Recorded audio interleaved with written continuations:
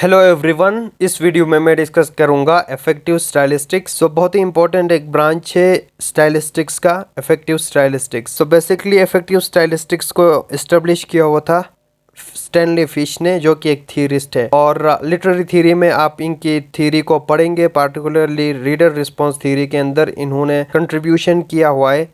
Reader response theory में Stanley Fish कहते हैं कि a text can only come into existence as it is read, यानी कहता है कि रीडर टेक्स्ट को मीनिंग देता है। ये रीडर रिस्पॉन्स थ्योरी का एक पोस्टुलेट है, वो भी आप पढ़ेंगे, रीडर रिस्पॉन्स थ्योरी। लेकिन कुछ समहाउ सिमिलर पोस्टुलेट्स है इफेक्टिव स्टाइलिस्टिक्स और रीडर रिस्पॉन्स थ्योरी के। लेकिन आप ये ना समझे कि ये टोटली सेम है इफेक्टिव स्टाइलिस्टिक्स और रीडर रिस्पॉन्स। इनमें डिफरेंस है। क्या डिफरेंस है? डिफरेंस ये है कि इफेक्टिव स्टाइलिस्टिक्स में हम इस चीज़ के ऊपर फोकस करते हैं कि टेक्स्ट पढ़ के उसका रीडर के ऊपर क्या असर हुआ, क्या इमोशनली असर हुआ रीडर पे, उस चीज़ को हम फोकस करते हैं इफेक्टिव स्टाइलिस्टिक्स में। कहता है it is derive from analysing further the notion that a literary text is an event that occurs in time that comes into being as it is read. कह रहा है कि कोई भी literary text it's a kind of an event है जो उस time पे टेक प्लेस होती है जब रीडर उसको पढ़ रहा होता है। जब रीडर उसको पढ़ेगा, उस टेक्स्ट का रीडर के ऊपर, उसके इमोशंस के ऊपर क्या इफेक्ट होगा, उस चीज़ को हम स्टडी करते हैं इफेक्टिव स्टाइलिस्टिक्स के अंदर। कह रहा है कि the text is examine closely. हम क्या करते हैं, बेसिकली टेक्स्ट को क्लोजली एग्जामिन करेंगे, लाइन बाय लाइन देखेंगे, वर्ड बाय वर्ड देखेंगे, इन ऑर्डर टू अंडरस्टैंड, समझने के लिए कि किस तरह स्टाइलिस्टिक्स इट अफेक्ट, यानी इफेक्टिव ये इफेक्ट करती है आप रीडर को in the process of reading में। ये मेन पोस्टुलेट है इफेक्टिव स्टाइलिस्टिक्स का, मेजर पॉइंट है, आप इसको समझे। कह रहा है कि there is a great deal of focus on the text के ऊपर हमारा फोकस रहता है, which is why some theories consider this approach transactional in nature. इसको ट्रांजेक्शनल प्रोसेस कंसिडर किया जाता है। ट्रांजेक्शनल प्रोसेस वो हो गया टू वे प्रोसेस जिसमें रीडर और टेक्स्ट एक दूसरे के साथ इंटरेक्ट करते हैं। बहुत सारे थियरिस्ट इफेक्टिव स्टाइलिस्टिक्स के, they do not consider the text as an objective autonomous entity. कहते हैं it does not have a fixed meaning independent of the reader. ये जो है बेसिकली पोस्टुलेट्स है आपके रीडर रिस्पॉन्स थ्योरी के, मैं वो भी कवर अप कर लूँगा लिटरेरी थ्योरी के अंदर, आप पढ़ भी लेंगे रीडर रिस्पॉन्स थ्योरी। हम देखेंगे कि रीडर का क्या रिस्पॉन्स होता है जब वो किसी भी टेक्स्ट को पढ़ लेता है। इस तरह के रिस्पॉन्सेस को जो है एनालिसिस एनालाइज करते हैं रीडर रिस्पॉन्स क्रिटिक्स। क्यों? In order to map the pattern by which a text structures the reader response, कि टेक्स्ट किस तरह स्ट्रक्चर करती है रीडर के रिस्पॉन्स को वाइल रीडिंग प्रोसेस। कहता है this response is then use to show, इस रिस्पॉन्स को हम यूज़ करेंगे, क्रिटिक्स यूज़ करते हैं टू शो दैट, ये शो करने के लिए कि meaning of the text does not consist of the final conclusion we draw about what the text say। उसके बारे में फिक्स कोई कंक्लूजन हम ड्रा नहीं कर सकते। जब भी हम टेक्स्ट को अगेन एंड अगेन पढ़ते हैं, हमारी इंटरप्रिटेशन, अंडरस्टैंडिंग चेंज होती रहती है।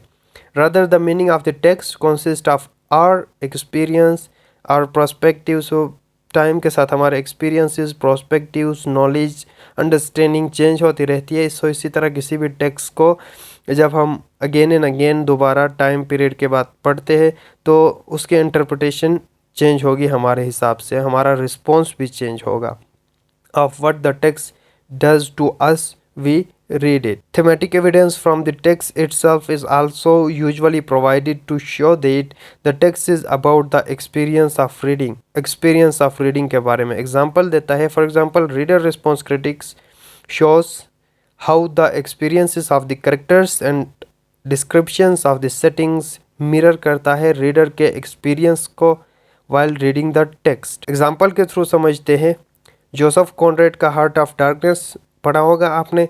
ये प्रोवाइड करता है a reading experience that keeps the reader off balance, unsure of how to interpret the characters and events unfolded by the plot would start as we have just seen by analyzing the reading activity they produce the uncertainty. जब आप heart of darkness novel पढ़ेंगे then obviously आपके interpretation time के साथ change होती रहेगी, because you know it's difficult text, ambiguous है, और जब आप दोबारा इसको पढ़ेंगे तो आपकी अंडरस्टैंडिंग भी चेंज होगी, इंटरप्रिटेशन भी चेंज होती रहेगी, because the events unfold themselves again and again. Uncertainty है वहाँ पे।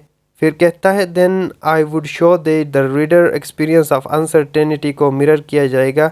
मार्लो जो आपका नरेटर था वहाँ पे, Marlow's uncertainty, his inability to interpret Kurtz, Kurtz का जो कैरेक्टर है वो भी इस तरह अनसर्टेन कैरेक्टर है जिसको समझना मुश्किल है। सो ये एक टेक्स्ट के रिलेटेड बताया है कि अगर आप ये नॉवल पढ़ेंगे तो इसका इफ़ेक्ट आपके ऊपर क्या होगा, आपके इंटरप्रिटेशन और अंडरस्टैंडिंग किस तरह की होगी। सो बेसिकली जो क्रिटिक्स क्या करते हैं, दे show that the theme of the text is a particular kind of a reading experience होता है, सच एज डिफ़िकल्टीज इन्वॉल्व होते हैं रीडिंग प्रोसेस के अंदर, and the process involve in making sense of the text, text का हमने खुद sense बनाना होता है जब हम पढ़ते हैं, और inevitability of misreading. So effective stylistics के बहुत सारे थियरिस्ट ये बिलीव करते हैं कि the text as independent object है, डिसअपियर्स इन देयर एनालिसिस और बिकम